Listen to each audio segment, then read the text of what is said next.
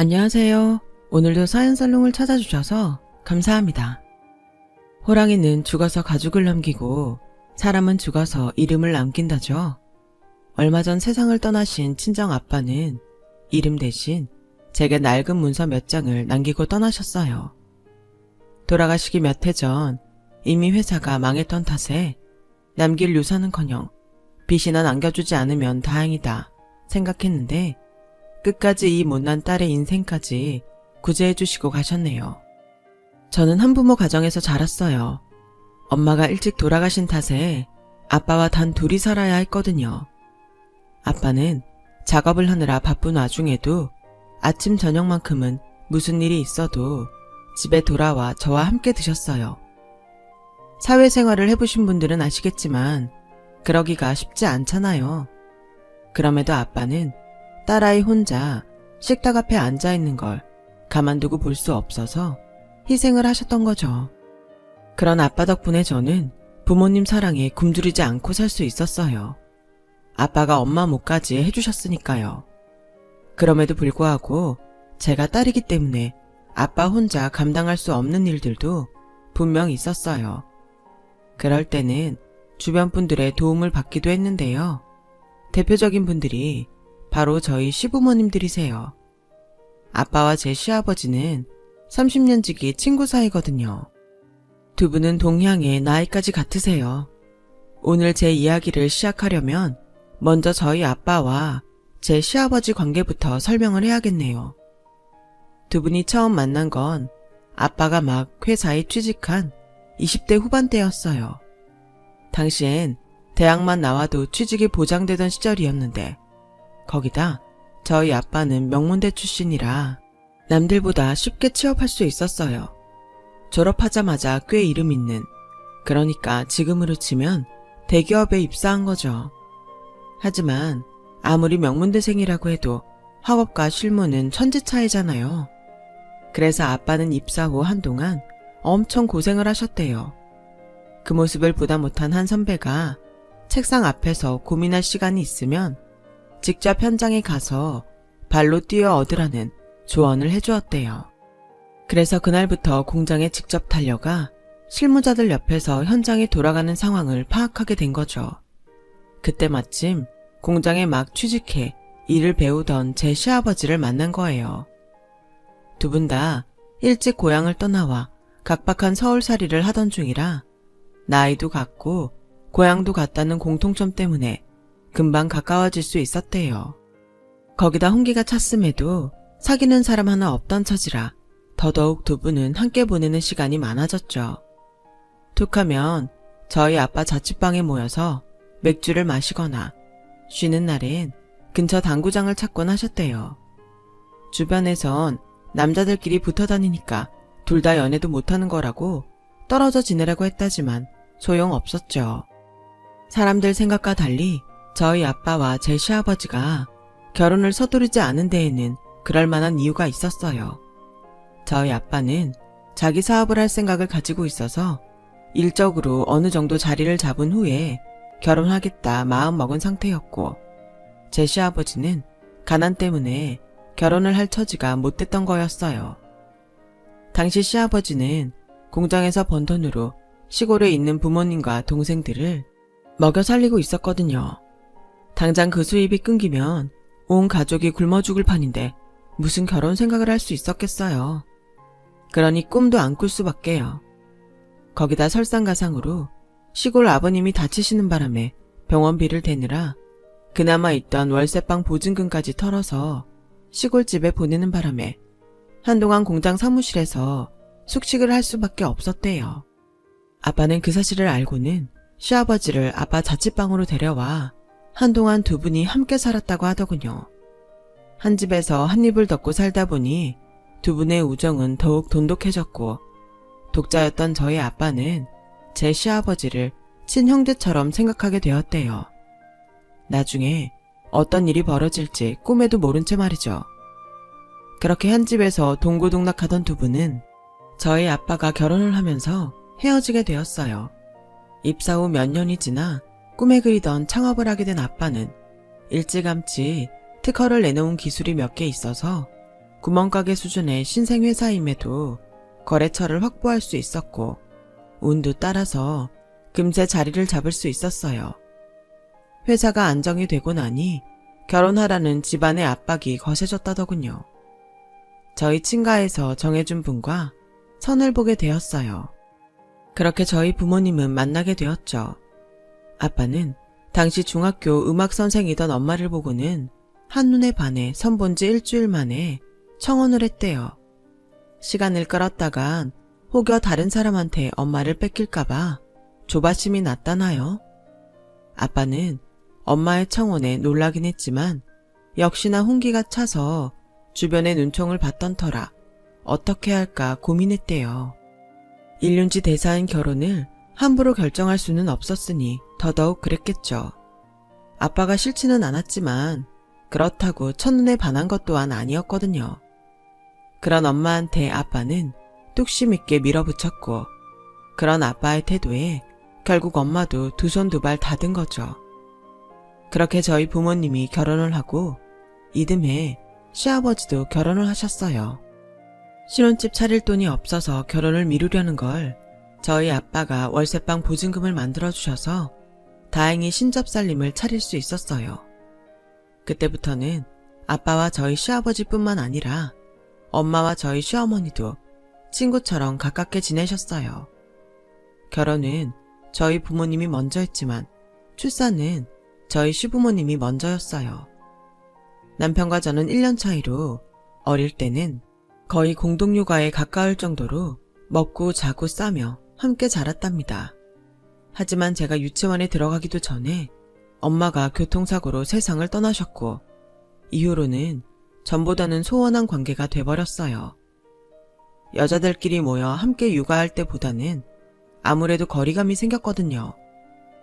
비록 집안끼리는 전보다 왕래가 덜했지만 그래도 아빠와 시아버지는 여전히 돈독한 관계를 이어가셨어요. 시아버지가 다니던 공장을 그만두고 독립을 했을 때도 아빠가 회사 하청업체까지 시아버지 공장으로 바꿔줄 정도로 챙기셨거든요.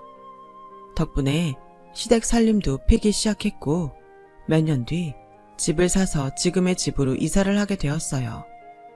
여기까지가 아빠와 시아버지 그리고 저의 성장 스토리예요. 이때까지만 해도 아빠와 시아버지는 서로 사돈지간이 될 줄은 꿈에도 모르셨을 거예요. 저랑 제 남편도 그랬으니까요. 초등학생 때까지는 그래도 가족끼리 종종 만나 여름 휴가도 같이 가고 모여서 밥도 먹고 그랬지만 사춘기가 되고부터는 서로 어색해서 만나도 대면대면 굴었거든요. 그렇다 보니 점점 가족끼리 만나는 자리도 차츰 줄어들었고 아빠들끼리만 밖에서 만나곤 하셨어요. 그러다 남편과 재회를 하게 된 건 입사 2년 차 때 사수와 신입 교육을 맡게 되면서였어요. 명단에 적힌 이름을 보는데 그중에 낯익은 이름이 있더라고요. 그리 독특한 이름이 아니라서 동명이인일 거라 생각했는데 막상 얼굴을 보니 남편이 맞더라고요. 남편은 저를 보자 반가움과 묘한 감정이 교차하는 듯 했어요. 나중에 그러는데 원서를 넣은 곳 중 2군데에 붙었는데 일부러 제가 있는 회사로 들어왔다더군요. 저보다 연차가 낮은 건 알지만 그래도 한 공간에 있고 싶었대요. 오래전부터 저를 짝사랑했지만 워낙 사는 형편이 차이가 나서 고백은 꿈도 못 꾸고 있었다네요. 그러다 직장이라도 같이 다니면 제가 자기를 쳐다봐주지 않을까? 고민 끝에 내린 결정이었죠. 그리고 남편의 그 결정은 적중했어요. 남편이 같은 회사에 입사하고부터 저도 자꾸 신경이 쓰였으니까요. 눈에서 멀어지면 마음에서 멀어진다고. 하지만 반대로 자꾸 눈에 들어오니 마음도 가까워지게 되더라고요. 게다가 남편이 저희 부서로 발령받는 바람에 일적으로도 자주 엮이면서 많이 가까워지게 되었어요.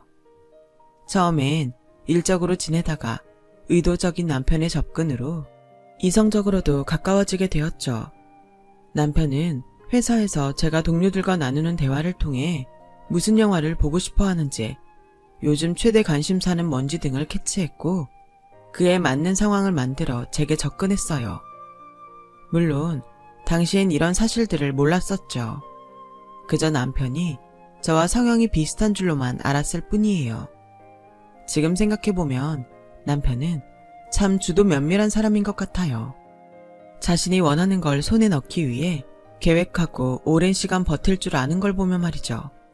그리고 그건 시아버지를 닮은 것 같더군요. 물론 나중에서야 알게 된 거지만요. 한 직장에서 같은 프로젝트를 맡아 진행하면서 전후에도 사랑도 싹튼 우리는 재회한 지 1년도 안 돼 연애를 시작했어요. 그런데 막상 부모님들께 말씀드리려니 고민이 되더라고요. 사귀다 결혼까지 가면 다행이지만 혹시라도 중간에 헤어지게 되면 아빠들 사이도 서먹해지지 않을까 걱정이 되었거든요. 그래서 결혼까지 가게 되면 그때 부모님들께 말씀드리기로 하고 일단 연애를 시작했어요. 서로의 어린 시절부터 집안 사정까지 속속들이 아는 사이라 어떤 면에선 자연스럽고 편했어요. 하지만 상대를 너무 잘 안다는 게 때로는 불편하기도 하더라고요. 예를 들어 감추고 싶은 연애사나 학창시절 말썽을 부렸던 것까지 죄다 알려진 상태라 때때로 얼굴이 화끈거릴 때가 있거든요. 영화에서처럼 기억을 지우는 펜이라도 있다면 좋을 텐데 말이죠. 그래서 서로의 과거에 대해서 묻지 않기로 룰을 정했어요. 창피한 기억은 서로 잊어주기로요. 그렇다고 있었던 일이 없던 일이 되는 건 아니었지만요. 아무튼 직장에서도 집에서도 우리의 연애 사실을 아는 사람은 아무도 없었어요.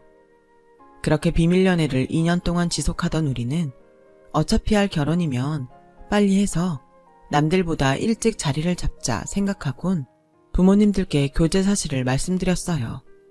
시댁에서는 쌍수 들고 환영이었고 저희 아빠는 뜨뜻미지근한 반응을 보이셨어요. 아빠, 반응이 왜 그래? 상준씨 마음에 안 들어서 그래? 아니, 그게 아니라 너무 잘하는 사이에 사돈을 맺는 게 좋은 건지 잘 모르겠어서 말이야. 상준이야, 사람 됨됨이도 괜찮고 능력도 있고 생활력도 있는 녀석이라 사윗감으로 최고지. 어쩌면 그때 이미 아빠는 제게 닥칠 불행을 감지하셨는지도 몰라요.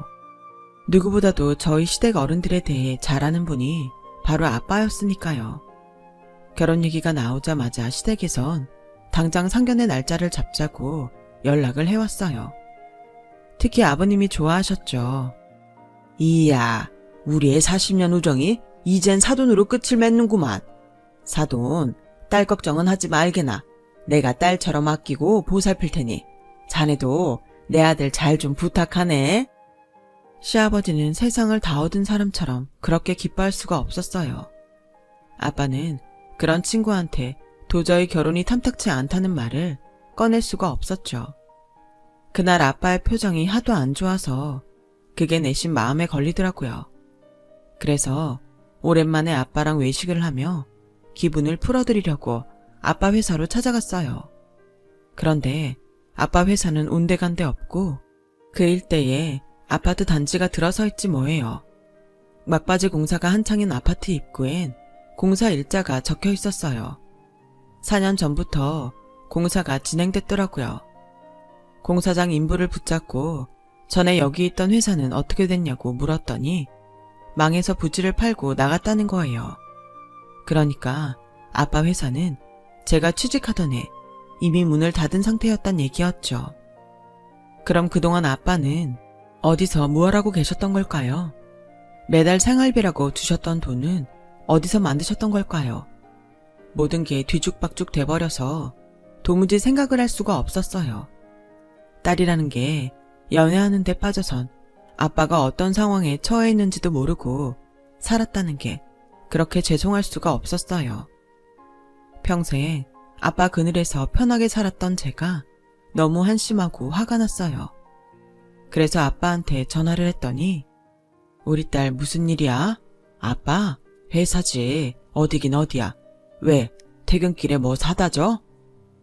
아빠는 일부러 밝은 목소리로 아무 일 없는 듯 거짓말을 하시더군요. 그래서 차마 오늘 본 얘기는 못하고 오늘 일찍 들어오시라고. 고등어 사다 맛있게 구워 놓을 테니 저녁 드시지 말고 바로 오시라고 말하곤 끊었어요. 그리곤 버스 정류장까지 걸어가는 내내 길거리에서 펑펑 울었어요. 그러다 내가 이러면 아빠가 더 힘드실 거란 생각에 눈물을 닦고 마트에 들러 아빠가 좋아하시는 고등어를 한 손 샀어요. 집에 도착한 저는 그릴에 고등어를 굽고 된장찌개를 끓여서 저녁상을 준비했어요. 그리고 아무 일 없는 것처럼 밝은 얼굴로 퇴근하는 아빠를 맞았죠. 늘 그래왔듯 아빠의 양복 상의를 받아들곤 옷장에 넣었고 오늘도 수고 많으셨다 말씀드리곤 어깨를 주물러 드렸어요. 오랜 시간 가장의 무게를 이 어깨에 지고 살아오신 아빠가 새삼 대단하고 가엾게 느껴지더군요. 유일한 가족인 딸한테까지 그동안 말도 못하고 혼자 속으로 앓으셨을 아빠를 생각하니 눈시울이 젖었어요. 그래서 얼른 눈물을 훔치고 나와 저녁상을 차렸어요. 그렇게 아빠와 저녁 식사를 마친 저는 오늘 회사에 갔던 일을 말씀드렸어요. 그랬더니 아빠가 당황하시더군요. 이미 김 전무님과 통화해서 대략적인 상황은 알고 있다고 말씀드렸더니 그제야 붉어진 눈시울을 감추려 허공을 응시하시더니 이내 제 손을 꼭 잡으시더군요. 미안하다. 아빠가 내 결혼만큼은 남부럽지 않게 치러주고 싶었는데 결국 이렇게 됐구나. 그래도 네 아빠 이렇게 안 죽는다. 조금만 기다리면 상황이 나아질 테니 그때까지 조금만 버텨다오. 우리 유미 아빠 믿지? 이미 환갑이 넘은 연세에 제 길을 노리는 아빠가 안쓰러워서 알겠다고 고개를 끄덕였어요. 하지만 어떻게 나아질 수 있겠어요. 낮에 통화한 전무님이 그러셨거든요. 수십 년 피땀 흘려 세운 회사가 넘어갔는데 사장님은 전 재산 다 털어 직원들 월급이랑 퇴직금 챙겨주셨어. 그래놓고 정작 당신은 집도 전세로 돌려서 살고 계시니 참. 그리고 알고 있나 모르겠는데 사장님 요즘 세차장에서 일하신다. 퇴직한 전 직원이 일하는 세차장인데 거기서 일당 받고 일하신다더라. 나도 얼마 전에야 소식 듣고 알았어. 퇴사할 때 전 직원 퇴직금 정산까지 문제없이 해결해 주시길래 그래도 어느 정도는 여유는 있으신 줄 알았는데 본인 전 재산 다 털어서 해주신 건지 누가 알았겠니. 이런 상황에 제기라니요. 턱도 없죠. 그런데도 아빠는 희망을 잃지 않는 모습이었어요. 얼마 뒤 상견례를 하게 되었어요. 시댁 식구들은 마치 축제에 온 것처럼 들떠 보였어요. 저와 아빠는 밥 빌리러 온 흥부처럼 그들의 눈치만 볼 뿐이었죠. 한창 분위기가 무르익자 시아버지는 신혼집 얘기를 꺼내셨어요. 사돈, 신혼집은 어떻게 하는 게 좋을까? 우리 형편대로 하자면 20평대 빌라 전세 정도밖에 안 되는데 아무래도 그런 데는 유미한테 무리겠지? 내심 저희 쪽에서 집을 해주길 바라는 눈치더라고요. 형편에 따라 살아야지. 안 그런가? 집 정해지면 말해주게. 혼수를 채워야 하니까. 하지만 시아버지의 기대와 다른 아빠의 대답에 룸 안에는 어색한 기류가 흘렀어요. 그러자 시어머니가 나서서 분위기를 바꾸려 노력하셨어요. 요즘 젊은 애들은 폐물 같은 건 안 하는 추세라고 하더라고요. 세트로 맞춰놔봐야 유행도 금방 지나고 촌스럽다나? 게다가 유미 넌 좋은 목걸이며 반지 많잖니? 그래서 말인데 폐물은 그냥 넘어가자. 정 아쉬우면 살면서 상준이한테 해달라 그러고. 네, 그럴게요. 처음부터 폐물을 받을 생각은 없었지만 마치 안 하는 게 국룰인 것처럼 포장하시니 기분이 좋지는 않았어요. 그때였죠. 시아버지가 기대에 가득 찬 눈빛으로 예단비에 대해 물으셨어요. 어차피 일부는 되돌려 보내야 하는 돈이니까 애초에 딱 받을 만큼만 보내는 게 어떨까 하네. 자네 생각은 어떤가? 폐물도 건너뛰고 약소하게 하는 결혼인데 예단비가 필요한가 싶네만. 어차피 자네나 나나 집안 식구도 별로 없으니 친인척 인사는 각자 하는 걸로 하면 어떨까 하네. 그러자 큰일이라도 난 것처럼 호들갑을 떨며 시어머니가 말했어요. 아니, 그래도 예단비까지 생략하는 건 너무 심하지 않나요? 폐물이야. 어차피 안 쓸 거니까 그런다 치지만 예단비는 다르죠. 있는 사람이 더하다더니 너무하시네요. 그렇잖아요. 솔직히 자식이 둘만 돼도 이런 말 안 해요. 하나밖에 없는 자식 장가 보내는데 예단비도 못 받고 하는 게 어딨어요. 집 문제만 해도 그래요. 저희 형편 뻔히 아시면서 이럴 때 그쪽에서 아파트 한 채 주시면 좀 좋아요. 어차피 나중에 유미한테 물려줄 재산이잖아요. 그런데 꼭 이렇게 야박하게 구실 일이냐고요. 정말 서운하네요. 시어머니 못지않게 시아버지도 많이 서운한 표정이었어요. 그러자 아빠가 낮은 한숨을 쉬시곤 말씀을 이어가셨죠. 실은 몇 년 전에 회사 문 닫았습니다.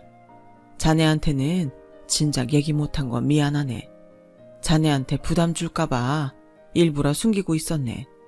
회사 정리하면서 그간 일해온 직원들 월급이랑 퇴직금 정산해주고 나니 수중에 남은 돈이 없네.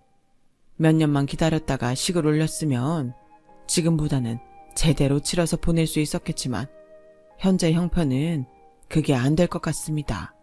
죄송합니다.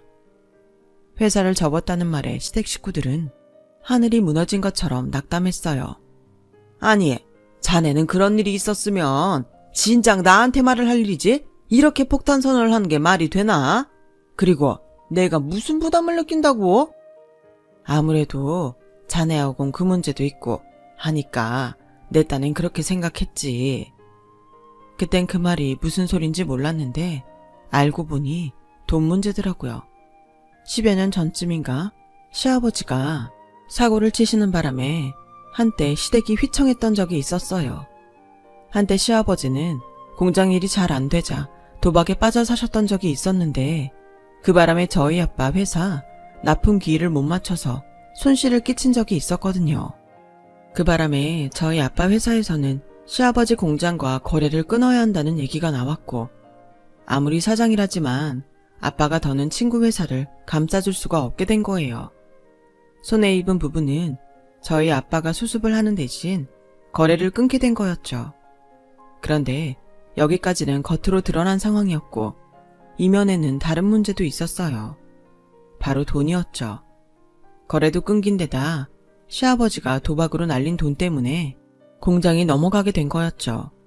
그래서 집을 팔아 공장을 잡아야 할 판이었어요.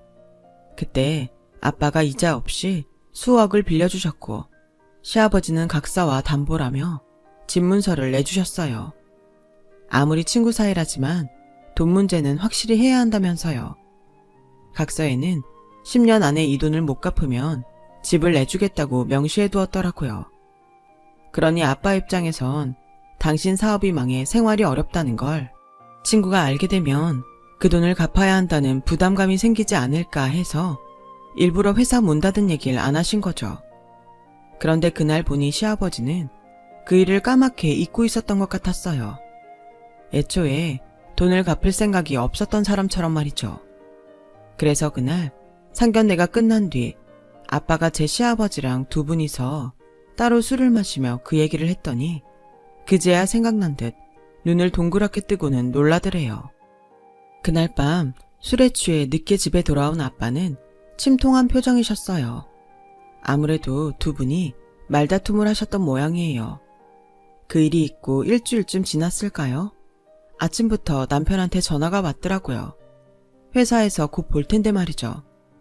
전화를 받았더니 남편이 난처한 목소리로 시아버지를 바꿔주더라고요. 시아버지는 다짜고짜 아빠를 바꾸라고 하시며 네 아빠는 왜 그렇게 전화를 안 받냐고 짜증을 내셨어요. 전화를 받은 아빠는 점점 안색이 어두워지셨죠.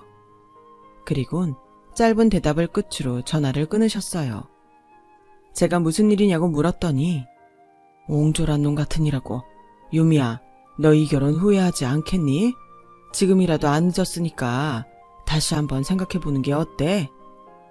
그래서 무슨 일인지는 몰라도 두 분이 싸웠다고 자식들 혼사까지 그만두라고 하는 건 너무한 거 아니냐고 따졌어요. 그러자 아빠는 잠시 숨을 고르시더니 신혼살림은 시댁의 차리라고 그러는구나. 자세한 건 회사 가서 이서방한테 들어라. 아, 고래 싸움에 새우등 터진다고 아빠들 싸움에 저희만 피해를 보게 됐지 뭐예요. 회사에 가서 남편한테 물었더니 시아버지께서 도저히 전셋집 마련이 힘드시다고 한 몇 년 집에 들어와 살라고 하셨다는 거예요. 전세 보증금이 문제라면 우리가 대출받아서 해결하겠다고 했더니 시작부터 은행 빚지고 살 생각 말라시면서 가풍 익힌다 생각하고 들어와 살라고 하셨대요. 안 그러면 이 결혼은 없던 일로 하시겠다고요. 자기야, 딱 3년만 참고 살자. 따지고 보면 아빠 말이 틀린 것도 아니야. 3년이면 너랑 나랑 최소한 몇 천은 모을 거 아니야. 이자도 안 내고 돈도 모을 수 있으니까 우리 그렇게 하자. 응? 솔직히 싫었어요. 우리 집이 망하지만 않았다면 당장 아빠한테 말해서 전셋집 하나 구해달라고 부탁하고 싶은 심정이었죠. 하지만 혹여 제가 그런 말을 꺼낸다면 당장 아무것도 못해주는 아빠 심정이 어떻겠어요. 그래서 어금니를 꽉 꿰물고 그래, 한번 살아보자 결심했죠. 결혼을 앞두고 아빠는 혼자 큰 집에서 살기 불편하다시며 작은 전셋집을 얻어 이사를 하셨어요. 제 짐은 시댁 남편 방으로 들어갔고요. 집도 좁은데 시부모님의 시동생까지 총 5식구가 복잡거리고 살려니 생각만 해도 한숨이 났어요. 그렇게 40년 우정에 금이 가며 치룬 결혼식이 끝나고 본격적인 10월드 입성을 하게 되었죠. 사람 사는 게 다 거기서 거기 아니겠냐 생각했는데 거기서 거기까지의 거리가 제 생각보다 아주 멀더라고요. 시어머니는 제가 들어오고부터 아예 주방일에서 손을 떼셨어요. 청소며 빨래도 마찬가지고요. 결혼 전에는 그렇게 저를 예뻐하던 시아버지도 툭하면 예단비 얘기를 꺼내시며 마치 저를 원수의 딸을 보듯 하셨죠. 시동생은 밖으로 도느라 집안일엔 관심도 없었고요. 처음엔 제 기분을 맞춰주려고 무지 애를 쓰던 남편도 시간이 지나자 마치 나와 방만 셔어에 사는 룸메이트처럼 제 일에 무관심했어요. 이런 게 결혼 생활인 줄 알았다면 절대로 하지 않았을 텐데 후회하며 하루하루 버텨나가고 있었죠. 그러던 어느 날이었어요. 회사 사람들이랑 점심을 먹고 오는데 아빠한테 전화가 왔더라고요. 아, 신 사장님 따님 휴대폰이죠. 전 세차장 사장인데요. 신 사장님이 방금 쓰러지셨어요. 뙤약볕에 장시간 세차 일을 하시다 탈진하셨는데 숨을 쉬지 않는다며 당장 병원으로 와달라고 하더군요. 급하게 병원으로 달려가 보니 이미 아빠는 세상을 떠나셨더라고요. 장난인 줄 알았어요. 주말에 제가 집에 갔을 때만 해도 멀쩡하던 분이 죽었다뇨. 당장이라도 눈을 뜨고 제 이름을 불러주실 것 같은데 말이에요. 뒤늦게 소식을 듣고 달려온 남편은 황망한 저희 아빠의 죽음에 말을 잇지 못했어요. 장례식 내내 무슨 정신으로 버텼는지 모를 정도로 저는 정신을 차릴 수가 없었어요. 더 이상 아빠가 세상에 없다는 생각을 하자 현실을 부정하고 싶었거든요. 남편이 옆에 서 있는데도 저 혼자 허허벌판에 서 있는 기분이 들었어요. 나는 이제 정말 고아가 됐구나 싶은 게 눈물만 흐르더군요. 그런데 그런 제 눈물을 단번에 씻어준 사람이 있었어요. 바로 시아버지였죠. 시아버지는 장례가 끝나자마자 저희 친정에 찾아와 조의금 박스부터 찾으셨어요. 그리곤 100만 원씩 다발로 묶여있는 돈 중 10다발을 종이봉투에 넣으시곤 이건 니들 결혼할 때 못 받은 예단비라고 생각해라. 아무리 생각해도 예단비 못 받은 게 자꾸 마음에 걸려서 안 되겠더라. 네 아빠 그렇게 보내고 경황 없을 테니 한동안 여기서 지내도록 해라. 안 사람한테는 내가 말해두마. 아버님, 지금 뭘 하시는 거예요? 저희 아빠랑 40년 지기 친구 아니세요? 그런데 어떻게 친구 죽자마자 조의금부터 가로챌 생각을 하세요? 장례식에 빈손으로 오신 건 가족이니 그런가 보다 넘길 수 있어요. 하지만 조의금까지 손대실 줄은 정말 몰랐네요. 그깟 예단비가 친구보다 더 중요한가요? 그런 거냐고요. 나라고 이러고 싶어 이러냐? 애초에 예단비 안 주고 입 닦은 건 네 아빠 아니냐? 나 나쁜 사람 만들지 마라. 나쁜 건 네 아빠니까. 아무리 친구 사이래도 돈 관계는 확실히 해야 하는 거 아니냐? 순간 결혼 전에 아빠가 화가 잔뜩 나서 돌아오셔선 제게 하셨던 말이 불현듯 떠올랐어요. 10몇 년 전 아버님이 써준 각서와 집 계약서 얘기였죠. 아, 아버님이 그렇게 돈 관계가 철저한 분인 줄은 몰랐네요. 네, 그럼 이참에 아버님식으로 우리 계산 좀 해볼까요? 정확히 12년 전에 아버님이 집담보로 저희 아빠한테 빌려가신 3억 5천만 원. 기억하시죠? 10년 안에 그 돈 못 갚으면 집이라도 대신 주겠다고 계약서까지 가져오셨죠. 근데 올해로 딱 12년 됐네요. 아니, 네가 그걸 어떻게 알아? 네 애비가 너한테 그 돈 꼭 받으라고 그러디? 내가 돈 떼어먹을까봐. 그리고 그 당사자가 죽은 마당에 이제와 그딴 각서가 무슨 소용이냐? 난 그 돈 못 준다. 받고 싶으면 죽은 네 아빠 데려와. 왜 이러세요? 부모가 죽으면 재산도 채무도 자식이 물려받는 거 모르세요? 전 아빠 재산 포기할 생각 없어요. 그러니까 오늘까지 제 앞에 3억 5천 가져오시던가 아니면 집 비워주세요. 합의는 없습니다.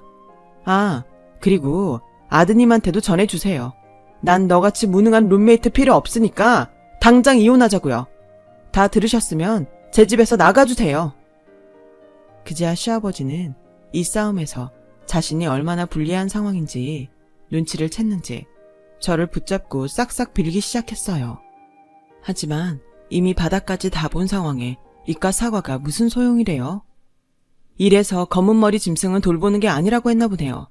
그동안 저희 아빠가 아버님한테 얼마나 잘해주셨는데 그깟 돈 몇 푼에 인간이기를 포기하세요?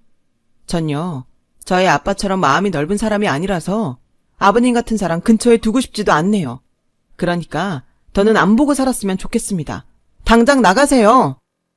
그날 이후 저는 남편과 이혼을 했고 소송을 통해 시댁 식구들이 살고 있는 집도 뺏었어요. 거기다 결혼 파탄에 이르게 한 시아버지와 그런 상황에도 늘 수수방관했던 남편을 상대로 정신적 피해 보상과 그에 따른 위자료를 청구했어요.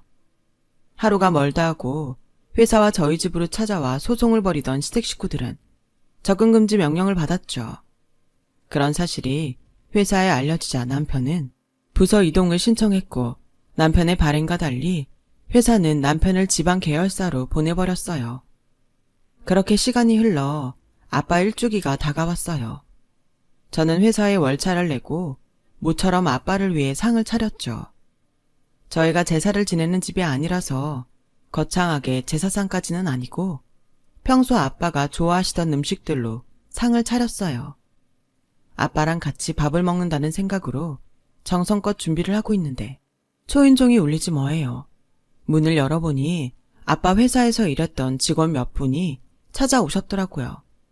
제사상에 술이라도 올리려고 왔다고요. 그래서 그분들을 모시고 다 함께 저녁 식사를 했어요.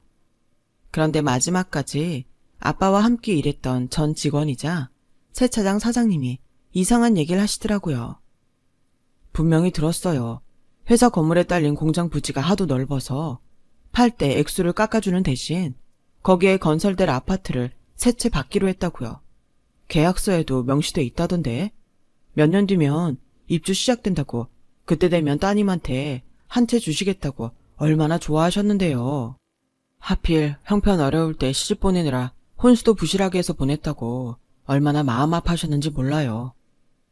혹시 몰라 손님들이 가시고 아빠가 남긴 서류들 중에 건물과 공장 부지를 판 계약서를 찾아보았는데 정말 세차장 사장님 말대로 그런 조항이 있더라고요. 그것도 가장 큰 평수로 세 채나 받기로 했더라고요. 아빠가 몇 년만 참으면 이라고 했던 말의 뜻이 이거였던 거죠. 다음날 아파트 사무실로 찾아가 담당자를 찾았더니 그분이 안 그래도 수차례 전화를 해도 안 받고 우편으로 서류를 보내도 반송이 되길래 걱정했다면서 65평짜리 세 채를 제 명의로 해주시겠다고 하더라고요. 그 전에 상속세와 이런저런 세금을 납부해야 한다고 해서 변호사를 선임해 일처리를 했어요. 세 채 중 한 채는 제가 살기로 하고 나머지 두 채는 세를 놓기로 했어요. 세금은 이혼하면서 챙긴 돈으로 처리를 했고요. 살아생전에도 딸을 위해서라면 당신 인생도 포기하고 사셨던 아빠는 세상을 떠나신 후에도 이렇게 저를 지켜주셨네요. 비록 40년 지기 친구한테는 배신을 당했지만 그래도 잊지 않고 기일에 찾아주는 직원들도 있고 우리 아빠는 인생을 꽤 잘 사신 분인 것 같아요. 저도 이제부터 아빠처럼 제대로 인생을 살아볼 생각입니다. 제 사연을 들어주셔서 감사합니다. 건강 조심하시고 행복한 오늘이시길 바랍니다. 여러분, 사연 댓글에 응원과 현명한 조언 부탁드려요. 좋아요와 구독은 저에게 큰 힘이 됩니다. 오늘도 좋은 일 가득하세요.